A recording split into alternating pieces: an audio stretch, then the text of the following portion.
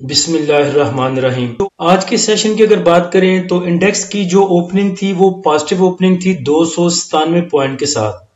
उसके बाद इंडेक्स ने आपको हाई लेवल दिखाया 78,886 का, जिधर इंडेक्स ने 317 पॉइंट गेन किए थे। उसके बाद अगर इंडेक्स का लो लेवल देखें तो वो 77,940 पे था, जिधर इंडेक्स ने 629 पॉइंट लूज किए थे। इंडेक्स की क्लोजिंग देखें तो वो 77,980 पे है, जिधर इंडेक्स ने तकरीबन 590 पॉइंट लूज किए।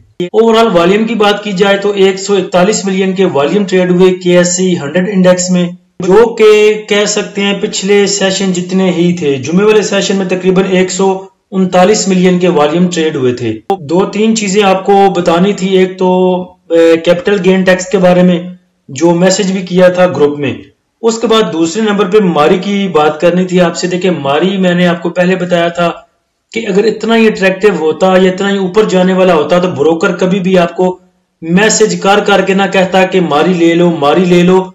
जुमे वाले सेशन में तो टोकरे में डाल के फिर रहे थे ब्रोकर कि मारी किसी को चाहिए तो मिल सकता है। उसके बाद मारी के खिलाफ में इसलिए था क्योंकि ये बहुत अपसाइड मूव बना रहा था। सुनने में आ रहा था जी ये 8,000 को जाके टच करेगा, 7,000 से नीचे नहीं आएगा, 5,000 पे तो जाके खड़ा रहेगा और पता नहीं ब्ला ब्ला क्या होगा क्या नहीं होगा। तो मुझे इख्तलाफ सिर्फ मारी से उस बेस पे था कि जो लोग कह रहे थे इतने कैप लगने हैं और मारी ने 8,000 पे खड़ा हो जाना है और बड़ी हाइप क्रिएट कर दी गई थी। इसलिए मैंने आपको बोला था पिछली वीडियो में कि एक मंथ में तो पाकिस्तान में हुकूमतों के बेड़े गर्क हो जाते हैं, मारी बेचारी क्या चीज है। तो देख लें आज मारी के साथ क्या हुआ। लेकिन देखिए एज सच मारी कुछ बुरा स्टॉक नहीं है, फंडामेंटल स्ट्रॉन्ग स्टॉक है, बड़ा अच्छा स्टॉक है, ब्लू चिप स्टॉक है।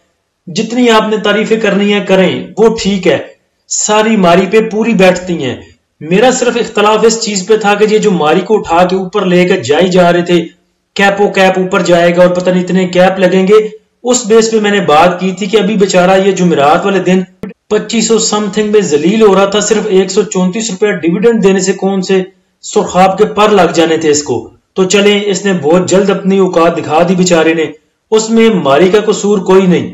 ये जो इंडिविजुअल थे, और मैंने फिपिलिपी भी आपको दिखाया था जुम्मे वाले सेशन का कि सिर्फ एक्सपोर्शन कंपनियों को इंडिविजुअल्स बाय कर रहा है और बड़ा खूब दबा के बाय किया $2 मिलियन का, और इदारे सारे इसको बेच रहे थे। तो चले वो जो हाइप थी वो तो क्रिएट हो रही थी वो तो गई।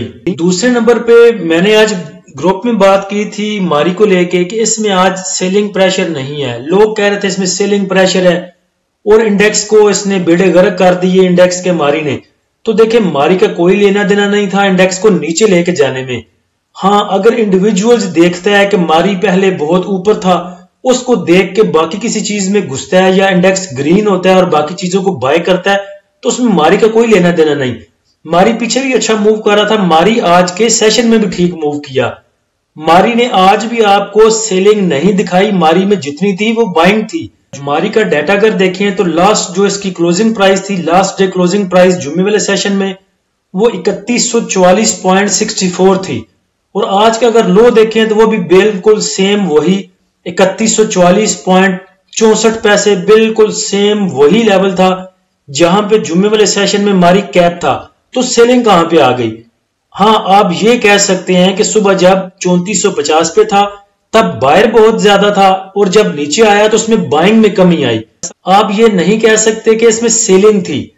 देखिए जब भी कुछ बाइंग सेलिंग होती है, देने वाले भी और लेने वाले भी, बेचने वाले भी और लेने वाले भी, खरीदार भी और फरोख्त कुनिंदा भी जिसको आप कह सकते हैं, वो दोनों सेम ही होते हैं। ऐसा कभी भी नहीं हुआ कि किसी भी कंपनी के 50 शेयर जो हैं वो सेल हुए हों और लेने वाले 25 हों। 50 शेयर अगर सेल होंगे तो 50 ही बाय करने वाले भी होंगे। उसी तरह अगर 50 शेयर का बायर है तो 50 शेयर का सेलर भी होगा। तो ये बराबर चलते हैं। अब बाइंग और सेलिंग पे पीछे एक वीडियो बनाई थी जिसमें बताया था कि अगर ग्रीन में आपका जो लास्ट क्लोजिंग प्राइस देखिए, जैसे इसकी 3144 है, अगर इससे नीचे जाएगा तो हम उसे कंसिडर करेंगे कि ये सेलिंग है। अब क्योंकि वो रेड में है और नीचे पैनिक हो गई या किसी भी सूरत में प्रॉफिट टेकिंग की सूरत में, जो इसका जुम्मे वाले सेशन में जो इसकी प्राइस थी उससे नीचे ये मूव कर रहा है, तो इसमें सेलिंग प्रेशर है। आज तो इसने आपको रेड दिखाया ही नहीं, तो इसमें सेलिंग कहां से आ गई? ये कह सकते हैं कि 3450 पे बाइंग बहुत ज्यादा थी, बायर बहुत ज्यादा था, लेकिन बाद में इसमें बायर कम होता गया और नीचे की प्राइस पे ये जो लोग इसको बाय करते रहे। अगर पूरे इंडेक्स में कोई भी और स्टॉक में काम ना होता, सब इवन आउट पे होते, ब्रेक इवन पे होते, तो सिर्फ अगर मारी में काम होता तो आप देखते आज ये पॉइंट गेनर में होता, पॉइंट लूजर में आज भी मारी ने नहीं होना था। उसके बाद कैपिटल गेन टैक्स को लेके एक मैसेज किया था ग्रुप में। हमारे एक भाई हैं, बहुत पुराने मेंबर हैं ग्रुप के, फयाज भाई, तो उन्होंने मुझे मैसेज किया था कि मेरा 3 लाख समथिंग जो कैपिटल गेन टैक्स कट गया है। तो मैंने उन्हें कहा कि आप तफसील से मैसेज मुझे करें ताकि मैं ग्रुप में भेज सकूं, ताकि जो ग्रुप के बाकी मेंबर हैं वो भी बच सकें इस चीज से। तो देखें, इसमें 2 चीजें हैं। अगर आपने बहुत पुराना कोई स्टॉक रखा हुआ है, जैसे कि इफर्ट रखा हुआ था फयाज भाई ने, मेरे ख्याल से 80 रुपए की उनकी बाइंग थी, 180 पे 160 पे आकर उन्होंने सेल किया। उनका माइंडसेट ये था कि 180 पे सेल करता हूं, दोबारा नीचे जाकर मैं 150 पे 155 पे 160 पे जहां भी नीचे मिलेगा मैं बाय बैक कर लूंगा, 180 पे बेचूंगा, 160 पे बाय बैक करूंगा, 20 रुपए मुझे बच जाएंगे। और जो पुराना स्टॉक है मेरा, जो पुरानी मैंने अपनी इन्वेस्टमेंट रखी हुई है, वो क्वांटिटी वैसी की वैसी ही रहेगी। अब उन्होंने 80 रुपए का लिया हुआ स्टॉक जब 160 में बेचा, तो एनसीसीपीएल ने देखा, जो कैपिटल गेन टैक्स काटते हैं, कि इस बंदे ने 80 रुपए का एक स्टॉक लिया हुआ था, अब वो इसको 160 रुपए में सेल कर रहा है, तो उसको तो 80 रुपए बच गए। उन्होंने उस हिसाब से उनका कैपिटल गेन टैक्स काट लिया। उसके बाद फयाज भाई ने जो बाय बैक किया वो भी उस खाते में नहीं जाना था। अगर फयाज भाई दोबारा उसको बाय बैक करते हैं, 160 में 180 का बेचा, उनका 80 रुपए का लिया हुआ 180 में फॉर एग्जांपल सेल हो गया, 100 रुपए उनको बच गए। इस 100 रुपए पे कैपिटल गेन टैक्स उन्होंने काट लेना था, जिन्होंने काटना था एनसीसीपीएल वालों ने। उसके बाद जब आप दोबारा जाके बाय बैक करते हैं 160 रुपए पे, तो एनसीसीपीएल नहीं जानता कि आप बाय बैक कर रहे हैं। उनके नजदीक ये आपकी फ्रेश बाइंग ही होती है कि पिछला स्टॉक आपने लिया था, बेच दिया, पिछला खाता क्लियर हो गया, दोबारा जब आप री बाय करते हैं उसको, तो उनके खाते में, उनके हिसाब में आपकी वो फ्रेश बाइंग ही कंसिडर की जाती है।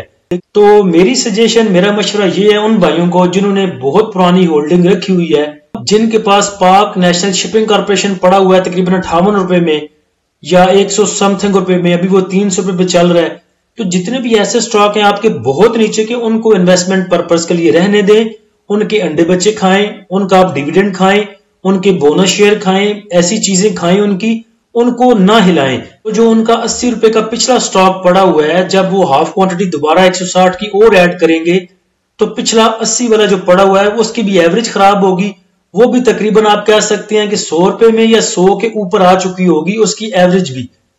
तो जितने भी आपके इन्वेस्टमेंट पर्पस के लिए स्टॉक पड़े हैं, बहुत नीचे की आपकी बाइंग है, जैसे साजगार है, किसी के पास 200 रुपए का पड़ा हुआ है, 205 रुपए का पड़ा हुआ है, अभी वो 1200 रुपए मूव कर रहा है, तो मेरे ख्याल से उसमें आप ऊपर दे के नीचे लेने वाला काम ना करें।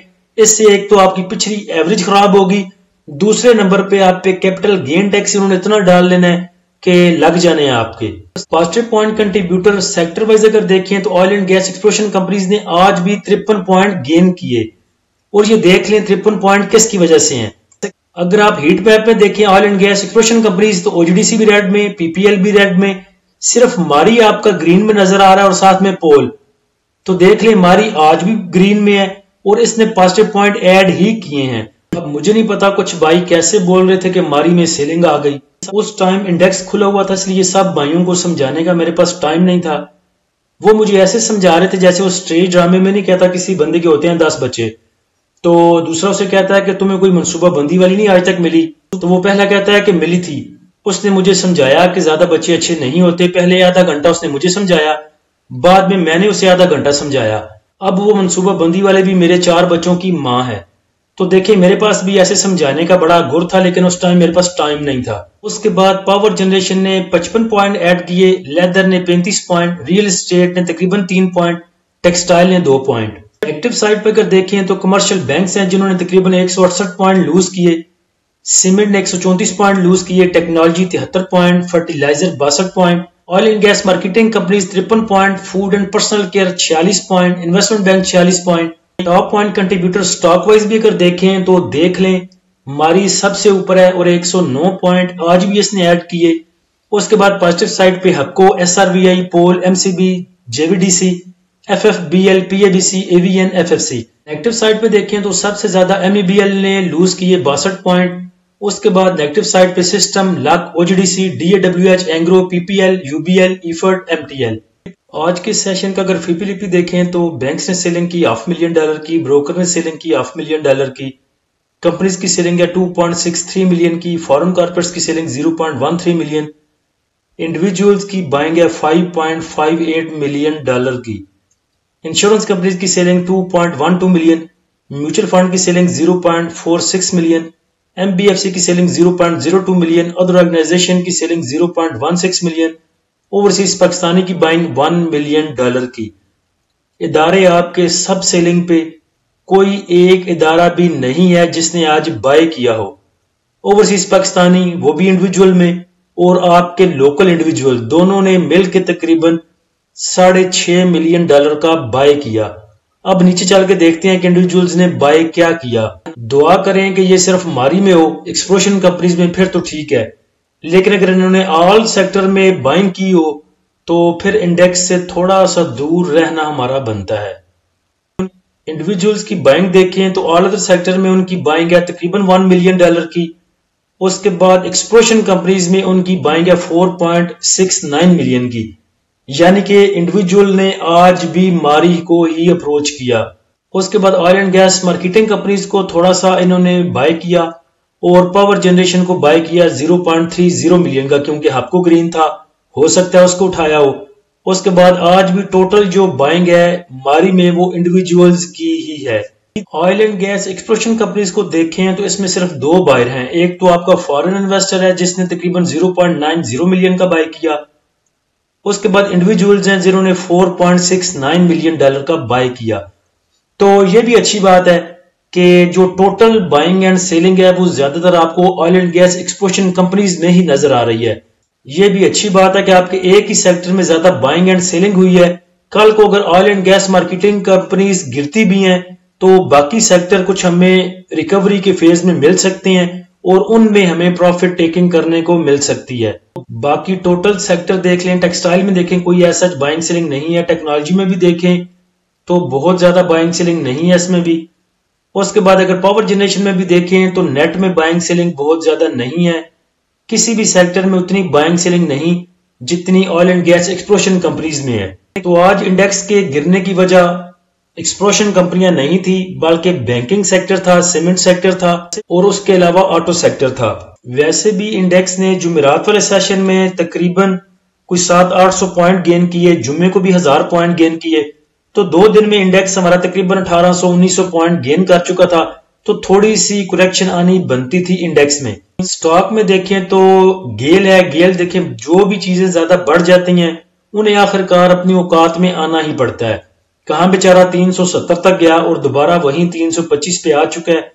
तो स्पोर्ट इसके पास 318-320 की स्पोर्ट है गेल के पास, और ऊपर की अगर बात करें तो 400 रुपए तक ये आपको दिखा सकता है, जैसे कि पहले सदीकी साहब भी आपको बता चुके हैं। तो मेरे ख्याल से एंट्री लेनी अगर आपने गेल में तो लेनी चाहिए, थोड़े से स्टॉक से एंट्री लें, बहुत ज्यादा एक ही दफा एंट्री ना लें। नेक्स्ट इसका टारगेट आप 350 रुपए से लेके 375, 370 और 400 रुपए तक रख सकते हैं। अल्लाह हम सबको हामी नासिर हो। इजाजत दीजिए, अल्लाह हाफिज।